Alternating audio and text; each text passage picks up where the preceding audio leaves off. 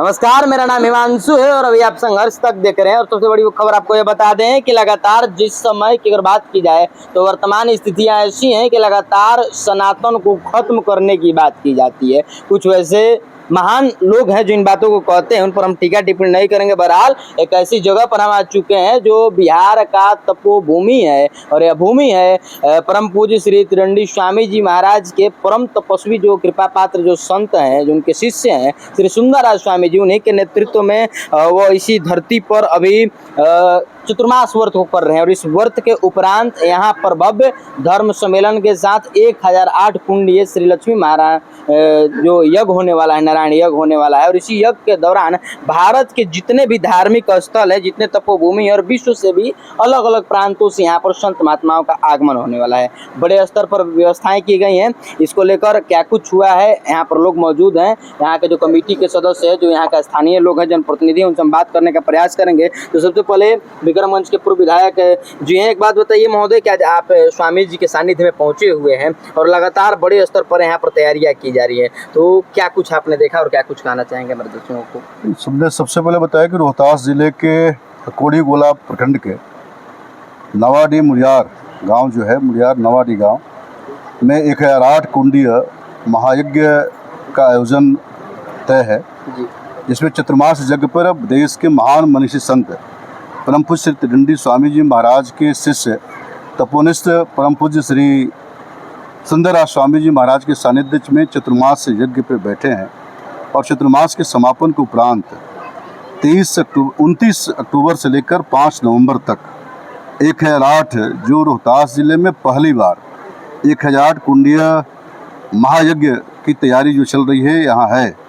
29 तारीख से कथा 8 दिवसीय कथा होना है, जो 29 से प्रारंभ होकर 5 तारीख को पूर्णाहुति होगी।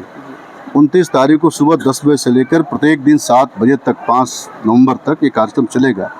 31 तारीख को विशाल जल यात्रा का कार्यक्रम होगा।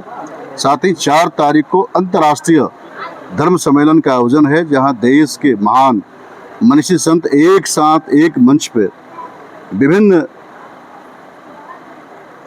जगहों के हमारे संत यहाँ पधारेंगे और उनका दर्शन का सौभाग्य यहाँ के लोगों को प्राप्त होगा। उनके श्रीमुख से लोग अमृतवाणी को सुनेंगे। महोदय की बात बताइए कि अभी बिहार के गया में बागेश्वर बाबा जो धीरेन्द्र शास्त्री हैं, उनका प्रोग्राम होने वाला था, उनका कथा होना चाहता, तो बिहार के जो स्थानीय प्रशासन उन्होंने उसको रोक लगा दी है। और सबसे बड़ी बात यह है कि इस जगह में उनके गुरु जी स्वामी रामभद्राचार्य जी का भी आगमन होने वाला है, तो इसको लेकर आप किस नजरिए से देखते हैं? लगातार अभी आपने देखा कि बिहार सरकार के मंत्री जो शिक्षा मंत्री हैं, तो अगर मंत्री का कोई बयान आता है तो वो सरकार का बयान होता है।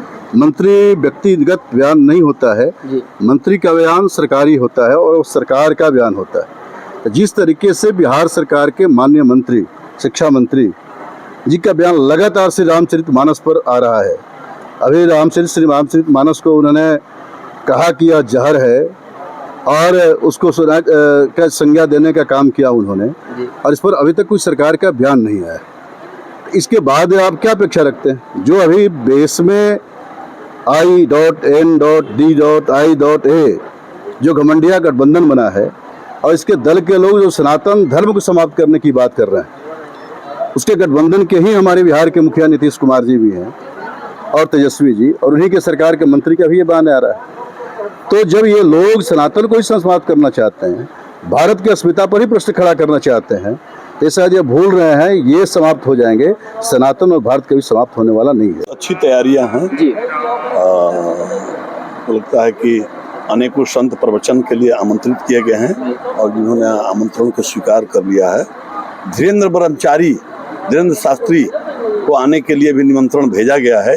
1 घंटे के लिए 4 तारीख जब धर्म सम्मेलन यहाँ होगा, संत सम्मेलन, तो उसमें आने के लिए आग्रह किया गया है। अभी तक प्रोग्राम कंफर्म होकर नहीं आया है, लेकिन अनिरुद्धाचार्य जो है पंडित अनिरुद्धाचार्य कंफर्म है। बहुत सारे संत आ रहे हैं प्रवचन करने के लिए, अनेकों प्रवचन करता है। सुरक्षा के दृष्टिकोण से क्या कहना चाहेंगे जिला प्रशासन को आप? जिला प्रशासन को आज हम लोगों ने पत्र लिखा है, सरकार को भी लिखा है, गृह मंत्री जो हमारे मुख्यमंत्री जी हैं उनको भी पत्र लिखा गया है, सुरक्षा की व्यवस्था और शांति व्यवस्था कायम करने के लिए। पूरा शस्त्र बल मांगने की व्यवस्था यहाँ पर की गई है। हेलीकॉप्टर से पुष्प वर्षा होने वाली है योग स्थल पर और 1000 कुंड बनाए जा रहे हैं। तो आप समझ सकते हैं जहाँ पर कई ब्राह्मण देवता बैठेंगे, जो यज्ञ के जजमान होंगे वो भी बैठेंगे। तो किस प्रकार तैयारियां कर ली गई हैं जो पंडाल को लेकर और यज्ञ के कुंड को? पंडाल सब यहाँ पंडाल का व्यवस्था अलग अलग किया गया है। अच्छा। जैसे हमारे यहाँ जो 1100 पुरोहित होंगे उनके लिए अलग व्यवस्था है, जो 1100 उसमें जजमान होंगे उनके लिए अलग व्यवस्था है, और जनरल जो हमारे श्रद्धालु आएंगे उनके लिए अलग व्यवस्था है। मैंने सब किसी का अलग अलग व्यवस्था है, और भव्य दृष्टिकोण से उसको करने के लिए हम लोग आगे भी प्रयासशील हैं और लगे हुए हैं कि जितना अच्छा से अच्छा व्यवस्था हो सके इस यज्ञ को भव्य बनाने के लिए। और हम लोग प्रत्येक दिन 50-100 व्यक्ति इसमें कार्य कर रहे हैं और अपने से लगे हुए हैं कि अच्छे से अच्छे व्यवस्था हो। चलिए, अच्छे से अच्छी व्यवस्थाएं हो सकते हैं। जाते जाते हम चाहेंगे कि निवेदन कर दीजिए यहाँ के जो युवा हैं, यहाँ के जो लोकल प्रशासन है, क्योंकि उनका भी कहीं ना कहीं भूमिका बनता है कि उनके जिले में लाखों करोड़ों श्रद्धालुओं का आगमन होगा, तो किस प्रकार उनका बिहेवियर रहना चाहिए, कैसे वो सेवा कर सकते हैं महोदय? सबसे पहले तो हम कहेंगे कि हमारा आतिथ्य संस्कार है, यह बताने की जरूरत नहीं है। शाहाबाद का आतिथ्य ही संस्कार है। शाहाबाद क्या क्या हमारा भारत का ही आतिथ्य संस्कार, और शाहाबाद उसमें अग्रणी रहा है।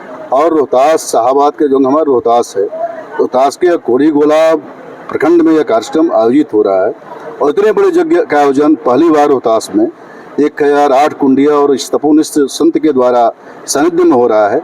तो हम सबका पुनित कर्तव्य बनता है, चाहे वो हम सामान्य प्रशासन के लोग हों, पुलिस प्रशासन के लोग हों, हमारे युवा वर्ग हों, जो इस स्थल को बिल्कुल नशा से मुक्त करते हुए, कहीं यहाँ धूम्रपान और अन्य नशीली मादक पदार्थों का उपयोग नहीं करते हुए, बिल्कुल सनातन धर्म जो हमारा संस्कार है। अभी जो G20 का भारत में जो सम्मेलन हुआ, एक ब्रिटेन के प्रधानमंत्री ने दिखाया और उनकी पत्नी ने बताया कि हम भारत के हैं और हमारे सनातन धर्म के हैं। तो आज ब्रिटेन के प्रधानमंत्री होते हुए उनकी पत्नी ने भी जिस तरीके से सनातन संस्कृति को दिखाया, यह हम भारत के लोगों के लिए सीखने की जरूरत है।